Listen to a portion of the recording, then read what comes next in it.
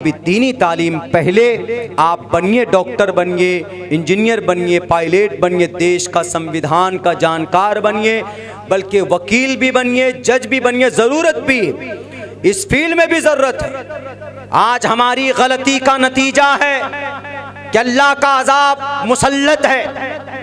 यही सूबे महाराष्ट्र में जो वक्फ बोर्ड की ज़मीन आज हम नहीं बचा पा रहे हैं, वक्फ की प्रॉपर्टी को, क्यों? कानून आने वाला है, पता नहीं क्या क्या। पहले किसने गुनाह किया? हम और आपने गुनाह किया। सूबे महाराष्ट्र में वक्फ की कितनी ज़मीन है? 1.25 लाख एकड़ ज़मीन थी, अब नहीं है। 1.25 लाख एकड़ ज़मीन, उनमें से 70,000 एकड़ ज़मीन 1990 से लेकर सन 2002 तक आपके महाराष्ट्र में जमीन बेची गई। 70,000 एकड़ जमीन। बेचने वाला कौन? कोई हिंदू, कोई आरएसएस, कोई वीएचपी का आदमी, कोई मोदी योगी नहीं। बेचने वाला वक्फ बोर्ड का चेयरमैन, बेचने वाला वक्फ बोर्ड का निगहबान, बेचने वाला वक्फ बोर्ड का रखवाला। 70,000 एकड़ जमीन बेची गई वक्फ बोर्ड की। सिर्फ 30,000 जमीन के ऊपर में महाराष्ट्र में टावर लगे हुए, टावर, मोबाइल टावर, दूरदर्शन के टावर। और दूसरी कंपनी जिनका रेंट आता है, पता कितना रेंट आता है? 10 करोड़ रुपए सालाना आता है सुबह महाराष्ट्र में वक्फ बोर्ड की तरफ से आमदनी। पैसा कहां जाता है? 9.5 लाख एकड़ जमीन पूरे भारत में, 4.5 लाख एकड़ जमीन तो रजिस्टर्ड है। आमदनी कहां जाती? अगर इन आमदनी का सही इस्तेमाल होता तो आज मकतब बनाने के लिए चीख चीख कर तकरीर करने की जरूरत नहीं थी। आज मस्जिद बनाने के लिए झोले भात फैलाने की जरूरत नहीं थी। आज हमारी बच्चियां मुर्तद होती है अगयार के कॉलेज में पढ़कर। हमारे पास कॉलेज नहीं, क्या हम वक्फ बोर्ड की प्रॉपर्टी आमदनी से कॉलेज नहीं बना सकते थे? हमारे मदरसे में पढ़ाने वाले उलमाए किराम अपने पॉकेट के अंदर में मदरसा लेकर घूमते हैं, यानी रसीद लेकर दर दर की भीख मांगते हैं, अपने पसीना बहाते हैं खून को पसीने के जरिए से, और तब जाकर उनका मदरसा चलता। क्या वक्फ बोर्ड की आमदनी से मदरसा नहीं चलाया जा सकता था? क्या वक्फ बोर्ड की आमदनी से अइम्मा को तनख्वाह नहीं दी जा सकती थी? क्या वक्फ बोर्ड से इसी भिवंडी शहर के अंदर, इसी मुंबई शहर और भिवंडी में एक बच्ची मुर्तद हुई है, एक आरएसएस के जवान के हाथ में अपनी शादी रचाई। उनसे जब पूछा गया कि बेटी तुमने अपने ईमान का सौदा क्यों किया? तुम्हें क्या अल्लाह से नहीं डर लगता? तुमने ईमान जैसी कीमती दौलत का सौदा कर लिया, अपने एक आशिक के साथ तुमने शादी की। उन्होंने कहा कि इमाम साहब, सदर साहब, अपनी जुबान पर लगाम लगाइए, मैंने शादी की है, मैं गरीबी से तंग आकर मैंने शादी की है। और फिर आज आप आए हैं। मेरे बाप का इंतकाल 10-15 साल पहले होता, 10 साल की उम्र मेरी थी, मेरी माँ ने बर्तन मांज कर मुझे पढ़ाया, और मेरी माँ जब बूढ़ी हो गई, ज़ईफ हो गई, तो मेरे छोटे एक भाई है, एक बहन है, उनकी परवरिश और उनकी तालीम के लिए मैंने काम करना शुरू किया है। तब जाकर उन मेरे भाई और मेरे बहन को पढ़ाया, उनको एक अच्छी नौकरी दी। और फिर पता है हमारी मदद के लिए कोई नहीं आया। हमारा जो घर है 3-3.5 हजार रुपए में इसका रेंट भरती हूँ। ये जो 10 साल से मेरे साथ ये लड़का जो आरएसएस का मेरा दूल्हा बना है, ये 10 साल से मेरे साथ खड़ा है, 10 साल से कोई नहीं आया। अच्छा चलो कोई बात नहीं, अब जो हो गया, लेकिन अल्लाह के सामने क्या जवाब दोगी? तो उस बच्ची का क्या कहना? उस बच्ची का कहना है कि मैं अल्लाह से ये कहूँगी कि अल्लाह मेरी गलती क्या थी? मैं अगर मुर्तद हुई हूँ तो गुर्बत की वजह से हुई हूँ। जिम्मेदार कौन? ए अल्लाह, मैंने नजरों के सामने देखा मेरे पड़ोस में एक करोड़पति आदमी है, अपनी बेटी की शादी के लिए 5 लाख रुपए का स्टेज सजाता था, लेकिन उसने 2.5% रुपए ज़कात के अगर मेरे ऊपर, मेरे दरवाजे पर फेंक देता तो पूरे साल का हमारा खर्च निकल जाता। ए अल्लाह, आपकी तंजीम के लोग कहां थे? वक्फ बोर्ड की दुहाई देने वाले, करोड़ों रुपए की आमदनी होने के बावजूद भी तुम्हारे पास हॉस्पिटल नहीं, तुम्हारे पास गरीब बच्चियों के लिए, उनकी तालीम के लिए, उनकी मदद के लिए कोई डेटा क्यों नहीं था? सिर्फ जमीन बेच कर, वक्फ बोर्ड की जमीन बेचे तुमने डुप्लीकेट जन्नत बनवाने के लिए। 4000 स्क्वायर फीट में तुमने 21 करोड़ रुपए में सौदा किया। मुंबई जैसे एक कीमती शहर में, नाम नहीं लूंगा मैं उस शख्स का, आप लोग जानते हैं, वक्फ बोर्ड की जमीन कयामत की सुबह तक नहीं बेची जा सकती। मेरी जुबान थोड़ी कड़वी होती, लेकिन मबनी पर हक है। अगर अब्दुल्ला झूठ बोलता है तो जुबान काट कर रख दीजिए। वरना इस हकीकत को समझिए, अल्लाह किसी बादशाह को ऐसे मुसल्लत नहीं करता है आपके ऊपर।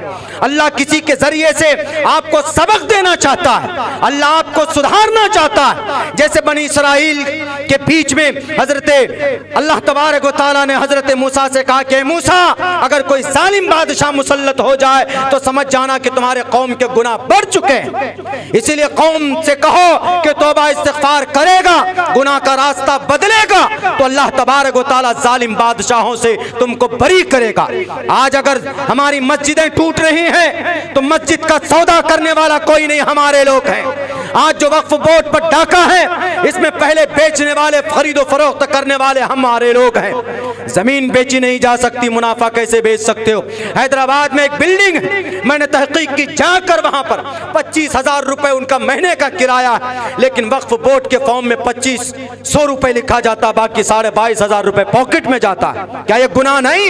ये अल्लाह नहीं देख रहा है? समाज की बच्चियां मुर्तद होती है, आपके पास लिस्ट नहीं है, आपके पास कोई कॉलेज नहीं वकील बनाने के लिए, आपके पास डीएम बनाने के लिए यूपीएससी क्रैक करना होता है, कोई कोचिंग के लिए कोई इंस्टीट्यूट नहीं आपके पास गरीबों की इलाज के लिए कोई हॉस्पिटल नहीं, बच्चों की तालीम के लिए नीट में क्वालिफाई बच्चा करता है, उसके लिए 2 साल की मेहनत करनी पड़ती, आपके पास कोई निजाम नहीं। क्या साइंस पढ़ना गुनाह है? गुनाह नहीं है, साइंस कुरान में है। वयख़्लुक़ु मा ला तालमून वअल्लमा आदमल अस्मा कुल्लहा सुम्मा रज़क़हुम अलल मलाइका व तिबयानन लिकुल्लि शै। ये साइंस की दलील है, कोई नहीं तोड़ सकता, काट सकता। ये अल्लाह की तरफ से है, साइंस भी अल्लाह की तरफ से है। साइंस यकीनी चीज नहीं होती, इशारी चीज होती है, मादी चीज होती, लेकिन ये अल्लाह ने कहीं ना कहीं किसी न किसी शक्ल में पैदा किया। और फिर मैथ कोई कुरान के खिलाफ नहीं, फल्यक्तुब बैनकुम बिलाद, कुरान में मैथ है, डॉक्टरेट कुरान के अंदर है। दुनिया का सबसे बड़ा डॉक्टर शेख हुसैन इब्न अली सीना है। ऑक्सफोर्ड यूनिवर्सिटी के अंदर जो किताब पढ़ाई जाती है एमडी डॉक्टर बनाने के लिए, अल कानून, 10 लाख अल्फाज हैं इस किताब में। इस किताब को लिखने वाला कोई प्रोफेसर नहीं है, बल्कि शेख हुसैन इब्न अली सीना है, जो 11 साल की उम्र में हाफिज कुरान बना था। बहरकैफ मेरे दोस्तों, कहने के लिए बहुत सारी बातें कह सकते हैं, लेकिन बस हमें गौर करने की ज़रूरत है। मैं शुक्रगुजार हूँ, बल्कि मैं तो अरकान जलसा का, खुसूसन मौलाना का, उनकी टीम का इस नाचीज़ को बहैसियत मुक़र्रिर मुझे मदऊ किया, वरना मुझसे भी ज़्यादा अकाबिरीन जो इस मैदान में महारत रखते वो यहाँ पर बैठे हैं। मुझे से तालिब इल्म का कुछ पेश करना इन अकाबिर के सामने, सूरज के सामने चिराग जलाने के मुतरादिफ होगा। लेकिन ये जो मकतब मदनी मस्जिद है, मकतब बहुत ज़रूरी है। मदरसा नहीं कायम कर सकते आप, लेकिन मकतब ज़रूर कायम कीजिए। मकतब के अंदर अक़ीदे की तालीम होती है। आप डॉक्टर, इंजीनियर, पायलट जो बनाना चाहें आप बनाइए। अंग्रेज़ी सिखाइए, जो सिखाना है सिखाइए, अंग्रेज़ियत को मत सिखाइए, लेकिन before all things you have to educate your child. आप अपने बच्चों को मकतब में भेजकर उनका अक़ीदा दुरुस्त कराइए। इंशाअल्लाह अक़ीदा अच्छा होगा, अक़ीदा मजबूत होगा, तो फिर कोई अपनी ईमान का सौदा नहीं करेगा।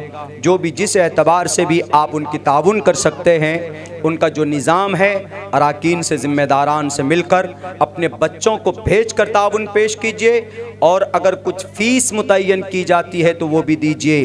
अंग्रेज़ी ट्यूशन पढ़ाने के लिए हम 1-1 हज़ार रुपये फ़ीस देते हैं। बच्चा कुरान पढ़ने जाए अगर मकतब में तो 500 रुपये देंगे तो हमारी जान निकल जाती। खाने पीने में कंट्रोल कीजिए। ये जो हम लोग मांस, मछली, मटन खाते हैं ना, कहीं कहीं तो योगी जी की अम्मा को काट के खाते हैं। ऐसा मत कीजिए। खाने पीने में कम ध्यान दीजिए, पढ़ने में ज़्यादा पैसा खर्चा कीजिए। आजकल हमारा नौजवान तो 100-200 रुपये पर डे पुड़िया खाने में उड़ा देता है, सिगरेट पीने में उड़ा देता है। नहीं मेरे नौजवानों, सिर्फ अगर 1 रुपये एक दिन के हिसाब से निकालोगे आप, तो पूरे भारत के अंदर में अगर 10 करोड़ मुसलमान 1-1 रुपये पर डे निकालेगा ना ईमानदारी से, तो ये कौम कभी गरीब नहीं रहेगी। मादी एतबार से बड़ी अल्हम्दुलिल्लाह अल्लाह तबारक व ताला आप सबकी मेहनत और कद्दो काविश को कबूल फरमाए। लेकिन थोड़ी सी आप लोग अपनी माइंड को चेंज कीजिए और कुछ इनकलाब पैदा करना है तो तालीम के मैदान में कदम बढ़ाइए, हाथ बढ़ाइए। जो लोग तालीम में ऑलरेडी काम कर रहे हैं, मदरसा हो कि मकतब हो, उनका शुक्रगुजार बनिए। अगर ये बंद कर देंगे ना मदरसा मकतब, आज 33 करोड़ देवी देवताओं को भी पूजने वाले यहीं पर हैं। क्यों है पूजने वाले? इसलिए वो कोई और नहीं, वो हजरत नूह की भटकी हुई कौम, हजरत नूह की महाजल पलवान वाले मनु की पूजा करते हैं ना। महाजल पलवान क्या है? अजीम सैलाब वाले हजरत नूह ही तो हैं, लेकिन उनके बताने वाले उनके साथ नहीं है। सिर्फ ये बता देंगे कि कुंभ के मेले में जाओ, गंगा स्नान करो तो पवित्र हो जाओगे। मुसलमानों में भी ये कॉन्सेप्ट है कि हज करने जाओ तो हज करके आओगे तो पाक हो जाओगे। गलत कॉन्सेप्ट। इस पर हमने बड़ी लंबी चौड़ी वजाहत पेश की। हुकूकुल इबाद माफ नहीं होता। आप हज करके आओ पूरी जिंदगी, या वहीं मर जाओ, आप जन्नतुल बकी में दफन हो जाए, तब भी आपके गुनाह माफ नहीं होंगे। हज करने से हुकूकुल इबाद माफ नहीं होते हैं। बंदे का हक, किसी की जमीन, किसी का पैसा, किसी को मारा, किसी को पीटा नहीं होता। ऐसे ही कुंभ के मेले में भी यही हमारे एक चूँकि सवाल आया था लखनऊ में ही अब एक तकरीर में कि मौलाना क्या फ़र्क है, चूँकि कुछ लोगों ने कहा था कि जैसे इस्लाम में हज है वैसे ही हिंदू भाइयों में महाकुंभ का मेला है। उसकी वजाहत भी हमने किसी वीडियो में की है, आप लोग देख सकते हैं। हमने कहा कि कंपेयर नहीं कर सकते, इसलिए कि ये नस है कुरान से, अल्लाह का पैगाम है हज, और कुंभ का मेला ईश्वरीय ग्रंथ में नहीं है, बल्कि वो एक पौराणिक कथाओं में है। पौराणिक कथाओं में होता था कि भाई चार शहर में अमृत जल गिरा है। इसका एक लंबा वाक़या है। वो 4 शहर है, नासिक है आपका, एक महाराष्ट्र में है, और फिर उज्जैन के अंदर है, हरिद्वार में है, और ये प्रयागराज